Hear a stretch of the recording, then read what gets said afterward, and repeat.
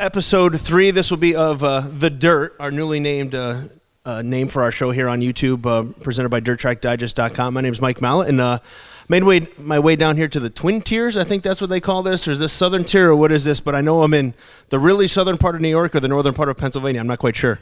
You are in the northern part of Pennsylvania. All right, so we're here with multi-time champion, I'm assuming all-time winningest driver at Woodhull, Billy Van Pelt. And Billy, first off, I got to tell you, you got a beautiful area you guys live in down here. I know we passed the lake on my way in. It was a pretty scenic ride. Yeah, Kevin does have a real nice place to live. I live up on, further up the hollow, and we call it the hollow because that's basically what it is. I mean, we're in the countryside here. Yeah. And talk Kevin, he's meaning Kevin Chilson, car owner here, and that's the shop right here.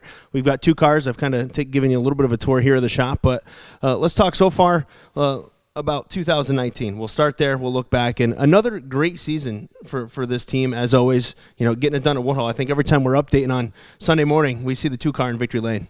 We did have our share of victories this year. We did win 6 races and had an awesome season.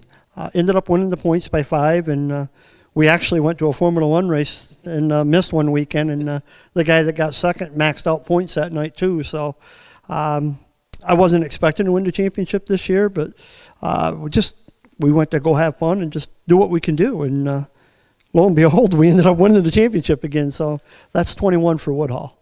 Okay, I talked to a couple of guys in a couple other interviews, and they mentioned wanting to go to a Formula One race. I got to ask you, what was that like? It was pretty awesome.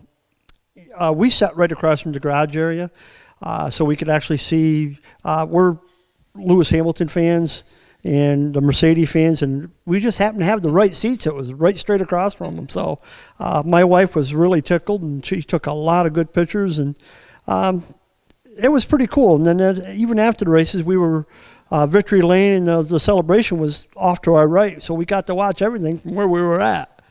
What race was it? Where'd you go? Up to Montreal. That seems to be the closest one, right? I think that if you want to see, I know I've had a couple guys mention going to Abu Dhabi. I'm not quite sure I'd like to ride a plane that long, as you and I were talking earlier. But, another Woodhull championship. Tell the folks that are watching this a little bit about Billy Van Pelt, who is synonymous. If anybody that knows anything about Woodhull, you're the guy. I mean, and how long has it been? And talk about those championships and the wins and everything. I mean, it just seems like Billy Van Pelt and Woodhull, they just go together. I actually started in 1987. My brother Curtis got a ride with the Sherwood family at that time, and I was racing 3-wheelers, and I raced snowmobiles before that. And Dad came to me and said, "Hey, look, your brother's got a ride with Sherwoods. We still got the car." It was a modified, and I never drove a race car really. I mean, when I was 16 years old, I got to race a late model one night, and I couldn't even hardly reach the pedals, and I got to do that, and I hot lapped Kurt's car one night. But so they asked me to do it, and I jumped in. And I probably wasn't the most liked guy the first year because somebody had never run a race car before really, and with a 3-wheeler mentality of running it wide open, it wasn't really working at all. So, but we got it figured out, and just started just working really hard. And Dad and I put probably a good 10 years together, and then I went off with Ted White. It just got too much for Dad to handle, and we talked to a guy that helped us with an engine. Wes Rogers is his name. He helped us out with a motor. If Ted bought the car, he was going to let us have the motor to start the year out with, and then later on buy it. And that's what we did, and we just started winning races again and just kept pecking away at it, and built the team up from there. And we had a really good team, and I don't remember exactly what year. I think around 06, 07, I think, Kurt came and started racing full-time with us. And he actually won one of the championships away from me. I think I beat... How was that Thanksgiving? Yeah, it was great. I mean, I love my brother right to death, and we have a lot of fun, and we do a lot of stuff together, a whole lot of stuff. We ride snowmobile together. I mean, he's awesome. And I beat him one year by 1 point, and then he beat me by like 6-7 points the following year. And we went a whole year winning either first or second, what us guys did. And I mean, Dwayne Groover was our crew chief back then, and it was just a really good combination that we had. And all the money went back into the race cars, and just, we worked hard to try to do what we did. And we were really starting to get really competitive. And then Ted went and bought the racetrack, and he was like, I'm not going to have race cars that I own at my racetrack. So then I came with Kevin Chilson, ran for Kevin for 4 years, and he got real busy with trying to get this pellet mill going, and he's got a logging business as well, has a sawmill business, and it just got too much for Kevin to worry about having a race car too, or having 2 race cars. And he asked me, or he let me know that we were going to shut it down, and we did. And Grant Hilfiger come to my rescue, and Grant was awesome. Well, I ran for Grant for 3 years, and Grant told me at the beginning of the 3rd year, he said, hey, just so you know, this is going to be our last year together, because he just got done buying 2 floor stores and a plumbing business and a contracting business, and it was getting too much for him too. And the other part of that was Grant's 4 hours from me. Grant grew up in this area, and I mean, I got a really good story about Grant. But anyway, he told us that we were going to be done at the end of the year, and Kevin, he still sponsored me. So Kevin asked me to come down. I'd been down working on his stuff because he still had 1 car. I'd come down and work on it and help him put bodies and stuff on and just go through the race car with him.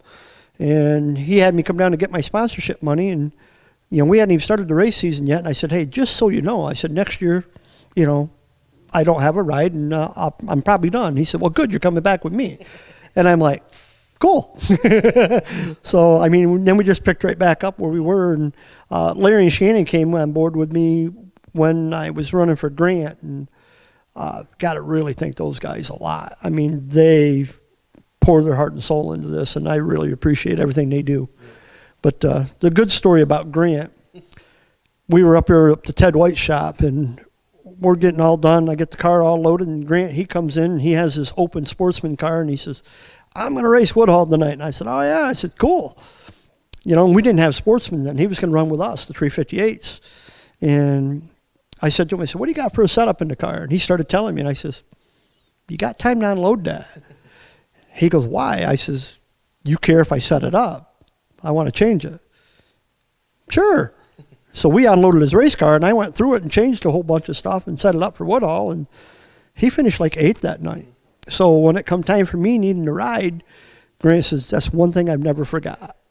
So, I mean, but that's what I do with a lot of guys. I even did it this year. Josh Nebriga I race against.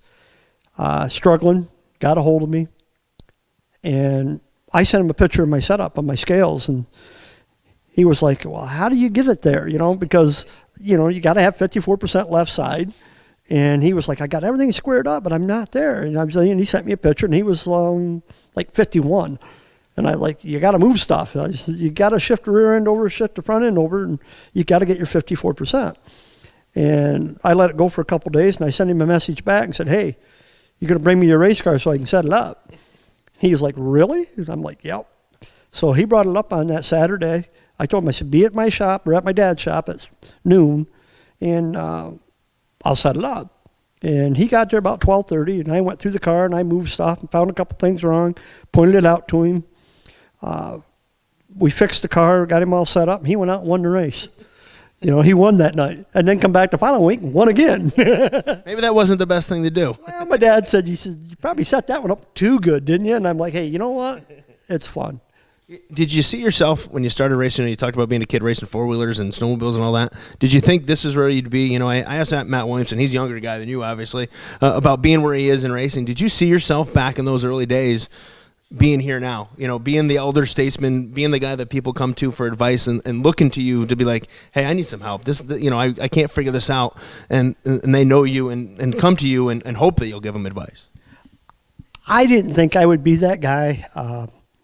I know we worked awful hard on doing everything we've done, and I've always not been able to keep a secret. Dwayne is always... So that means don't tell him anything, because he's going to tell everybody. Yeah, exactly. I mean, my thing is I love the race, and I love to be competitive, and the biggest thing is trying to help that guy out that's all over the place. If I can get him straightened out and go fast, and then I have to figure out how to pass him. And I'd rather do that than having the guy being all over the place and take me out. We had one this year that I really did a lot of work with, and I didn't catch it quick enough, but the last race of the year I caught that he was smacking the brake. Mm-hmm. He was going in the corner and just locking it right down and trying to pitch the car, and he would spin it out. And we done a lot of work to his car, and we got it better and better and better, and then he was like, in the heat, I was up beside him, I was saying, I seen the car snap, and I'm like, after the heat race was over, I went over to him, I said, "Are you jamming the brake, are you?" I said, he goes, "Yeah." He said, "That's how I turn it." And I'm like, "You're not supposed to do that." And he goes, "How do you do it?" And I told him, and he went out and ran the feature, and he come right around and right over. He goes, "Boy, that worked pretty good," And I'm like, yeah. Well, hey, I'm trying to keep you so you're not having to repair your car, and you're able to come to the race, and you're not tearing somebody else up or me up. So, and I mean, the guy really enjoyed everything that we've taught, and just. But even Brady Foltz even comes to me. I mean, another one of my great competitors, and he won a couple races and got going real good this year with Herbie Wright's car. And, they brought shocks over, and Herbie did, and he was like, "Hey, can you rebuild these?" And I'm like, "Yeah, I can order the stuff we need." And I started looking at them, and I says, "For right now," I said, "take this one, and this one." And I told him where to put them. Freaking car flew. The last couple of years you've been able to travel a little bit more. We've seen you with the Short Track Super Series. How much in your career in the past did you get a chance to do that and get out on the road and run some other places? We were joking earlier that I talked to you at Fonda for the television broadcast, but that was a rare thing. I can't remember what you told me, but I know you were like, "Yeah, I've been here in this many years." I'm like, "Holy crap!" So talk about the early days and how much did you travel, and now what's it like now getting that chance to get back out and do some of that Short Track Super Series stuff? We used to follow the dirt series when I was younger with my dad, and we used to hit them all. The best I ever got in points was 8th in points. But our budget was a lot smaller than a lot of guys, and we did what we could, and we had a lot of fun doing what we did. And now I'm with a team with Kevin that allows us to do the Short Track Super Series. It's an 8-9 race series. It's perfect for me. I work for a living, and it's perfect for my crew and I to be able to do this. We don't have to take a ton of vacation, and we actually can take vacation for other things, other than racing, which makes the wife happy. If you're going on vacation, where are you going? It used to be wintertime vacations up to Old Forge and go ride snowmobile and, little things like that. And sometimes, different summers we went a couple different places. We went out to Montana 2 years ago. She wanted to go to Glacier National Forest. My wife Susan did, and so we did that. And Woodhull had a weekend that was off, and being my wife's a social worker in a school, she can't take off in the winter anymore like we used to. So now I got to do a summer vacation. So we planned it around the weekend that Woodhull wasn't racing, and that's when we went. But this year we couldn't plan it around that because of the Formula One race. But that's what she wanted to do, and that's what we did. Is that part of keeping the family happy? But it's got to be great. I see your wife at every race with you. Always there supporting you when she can. Obviously, working in a school, I know I'm a school teacher for my real job, so I understand the time off aspect. But how great is that to be able to do all this? And you mentioned your dad getting you and your brother. It's got to be pretty neat to be able to have the whole family together all the time and do this as a family. Oh, absolutely. I consider my race team part of my family. We got Dick Hess. Like I said, Larry and Shannon Murray, they help us out quite a bit. My dad, he's, unfortunately he's not here tonight. He's not feeling real well today. But he's been in it wholeheartedly, been down here working with us all the time. And Kevin and Karen Chilson have been really awesome about doing what we do. And their best friend, Martin, he comes with us all the time too. So it's an honor to be able to do what we do. Short Track Super Series, looking back last year and looking ahead, Woodhull, we know you're the guy. What's it going to take to get you on the road in one of these places you're traveling this year? I'm sure you got some experience again at those places, which helped. But what's it going to take to put you over? You were running great at Accord, and unfortunately had a little hiccup there, and I think you blew a right front or whatever it was, a right rear, But yeah, yeah. But what's it going to take to put you over that top and get it done there? Hopefully we're going to up our motor program just a little bit. To be honest with you, I ran a 390 motor last year everywhere I went. My little motor has only got 680 horse, and it's what we had, and we had new car and everything. And this year we got a new frame body bumper skid rail, and we're putting it together, and hopefully we're going to upgrade our motor program just a little bit, and get us up into that 750 range, and let's see if that'll help. And then, of course, with all the new technology that's coming out, and I'm trying to educate myself even further. The old school way of thinking works good, but them guys have figured something else out, and instead of crossweight, now it's wheel loads. Well, 20 minutes ago, before we started, he was trying to teach me how to use a spring crusher. I think that's called spring smasher. That's what it's called. And I wrote all the notes down, but I got no idea. But let's delve into that for a minute here. You're a guy. You said 1987 you started. I got to tell you, looking at the technology behind us here on these race cars, it's a little bit different, I think, than it was when you started. And now, obviously, we've all migrated to this 4-link stuff, which makes the spring smasher and all this other stuff essential when you go to the racetrack. Not the 4-link. The 4-link's illegal. Well, the coil stuff. The 4-link's not technical. Yeah, the short rod. Okay, sorry. Again, I'm not a technical guy, so that's what I always say. Yeah, we've all went to the short rod stuff. Kevin, he doesn't like the short rod. If you take a video of the car and you pan across it, you'll see that he's got a long rod, but it's 2 inches shorter from the front. He doesn't like the violent up and down of the car. He's more of a flat. Likes the car a little more flatter than most, but to each their own. I mean, the car's got to suit the driver. So, and he enjoys it, and he has a lot of fun, and he does pretty good at times. And there's times he struggles when it's really slick, and I think a lot of that is because we don't have the roll in the car that we need. What about you? I love the short rod. I like the rocking and the rolling is what I call it, and the car's really. I fell right in love with my car this year. This is the first year I run the short rod stuff, and really educating myself on coilovers. And coilovers I think is the way to go now. Torsion bars, if you didn't replace them every 3 to 4 weeks, you'd be losing forward bite, and it was tough. One place that Billy Van Pelt hasn't gotten the race, that he's watched videos or he's seen and he's been there but didn't race, where's that one place? If you could have one more race at a track you've never raced at, where would it be? Or even a track that you've raced at before but haven't been able to get back? Well, there's a couple of them I'd like to get to. We do have the opportunity to run Patrick Hoops' number 10 car in Florida this year with the Brett Dale Sunshine Series. That's going to be awesome. We do have that opportunity. I would like to get out to Eldora. Would love to do that. I want to go to Charlotte. Believe it or not, I've never raced a weed sport. How in all the years did you not find a way to get up there? We were there one day and it rained. We just never got there. And unfortunately now, I'd love to run some more dirt circuit races. And I think I'm going to get my opportunity to hit a couple this year with Patrick's car. But we run small blocks. We run big small blocks. Kevin's not interested in a big block. He doesn't want it. So we run the big small block, and dirt doesn't allow it.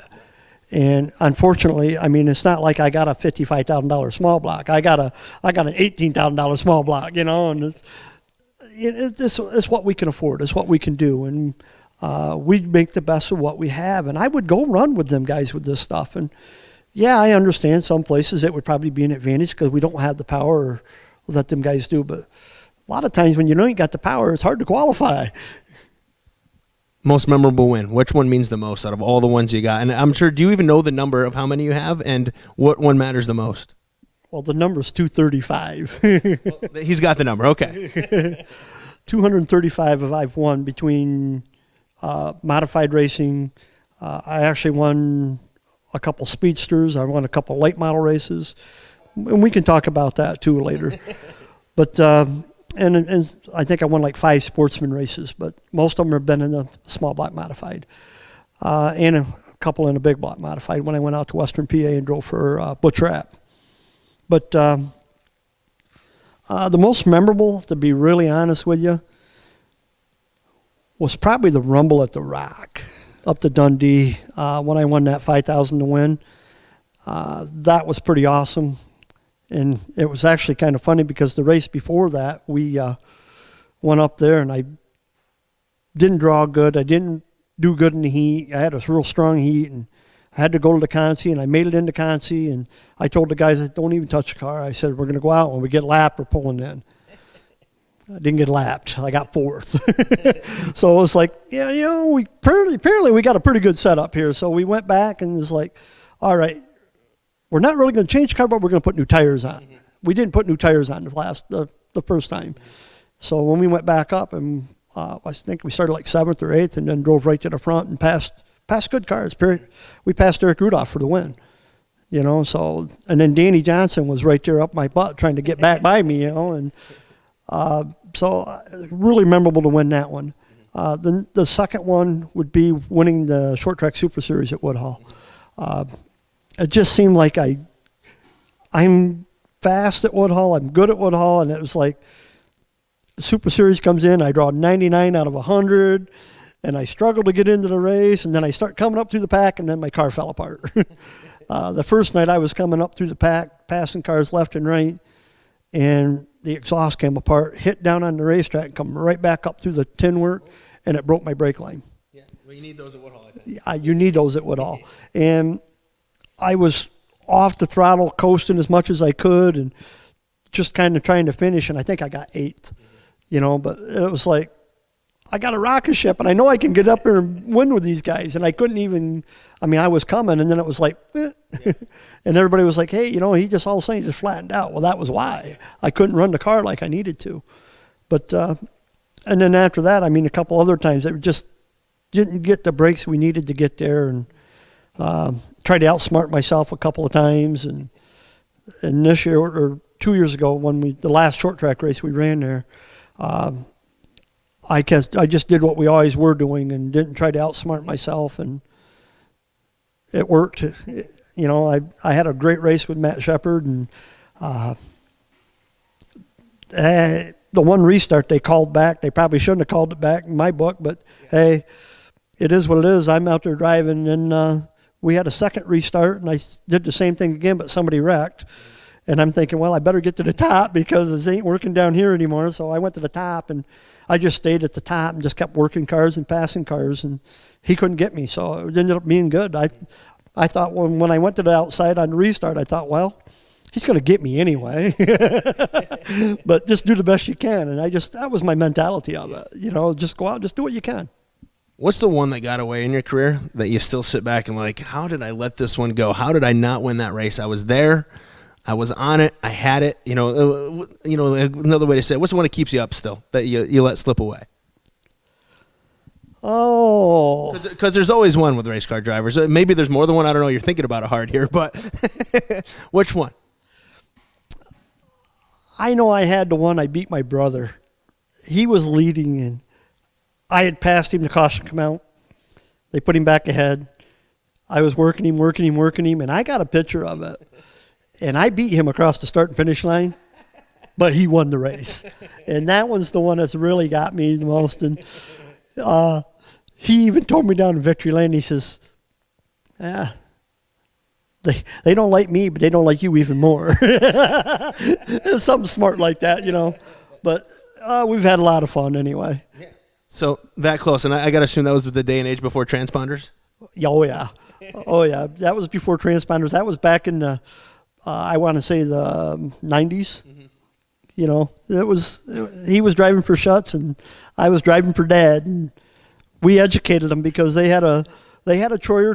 I had a Troyer at the time, and they had a Troyer, and they had a bushing bird cage on the right rear, and we had a bearing bird cage on the right rear, and they broke their rear and come over, and Dad had a brand new one up in the trailer already set to go, and it was like, we need that, and it's like, really? Well, it made his car really fast after that. So when you're not racing and you're not here in the shop working, what do you do day to day? What get you by? Because I know I'm pretty sure you're not a full-time race car driver. I am not a full-time race car driver. I work for a company called Viant. It was when I first started there, it was called K&W Medical Specialties. It went to what was called MedPlus after that, and now we're called Viant. I am a process engineer. I make medical products. Plastic injection molding. So I develop processes and everything. When we get a new tool, I develop the process with the plastic, how much heat, how much pressure in order to form it into the part we're making, and how fast we can run it, and try to figure out how, to make it most efficient. That's impressive. I understood about half of that. So, and that obviously affords you the opportunity to go racing. And let's talk a little bit about just you. You mentioned snowmobiling. What else do you do for fun when you're not, obviously racing consumes us all. That's what we all do. But you go snowmobiling, and I think that's the common racer's answer. We all love snowmobiling in the wintertime. What else do you do for fun? Take a little side-by-side ride, or we go out to dinner, quite a bit. And probably one of the most fun things that we do, even the group of us, we'll go to some place that's like a tap takeover night or something. We like doing the craft beers. We just do a couple here and there and taste them, and then we don't go and get drunk. We just go and have a couple beers and go find a different place to eat, and seem to have a lot of fun doing that. If you're going to dinner, where are you going? Well, you get a choice. Your favorite restaurant, and what's the favorite meal when you get there? Our go-to all the time for my wife and I is called the Burning Barrel, and they usually have a dinner special. They got a bar menu and they got a dinner special on a board. That's just, they make like 4 things for a dinner special. So if you don't like them 4, then you got the bar menu anyway. But I usually like their dinner specials that they have, and it's usually something to do with steak and shrimp if I can get it. You're my kind of guy, because if I go out to dinner, I just went out actually Friday night to Texas Roadhouse. I had the steak and the shrimp. That's my favorite. But how about your wife? What is she having? She likes the fish. We both got, well, does shrimp count as fish? I don't even know. Yeah, I think so. If you get one last meal and you got a choice, what is it? Filet mignon. Nothing wrong with that. Not at all. Actually, we went to a place down here in Elmira. It's called Libs. Kevin takes his race crew out for Christmas dinner, and this is the first time I've been there, and we all had filet and shrimp, and it was awesome. He just takes good care of us.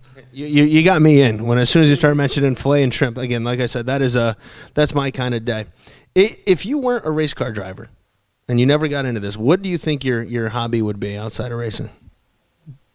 I don't know. I don't know. I know when I quit racing or when I'm done driving, my goal is to keep working on them. Back in the day, I raced, like I said, when I was 12 years old, I was racing snowmobiles and working on snowmobiles. So, who knows? And then 3-wheelers and 4-wheelers after that. Maybe I'd have been doing all that stuff. But it's just, my brother is 9 years older than I am, or 8 years older. 8 or 9, something like that.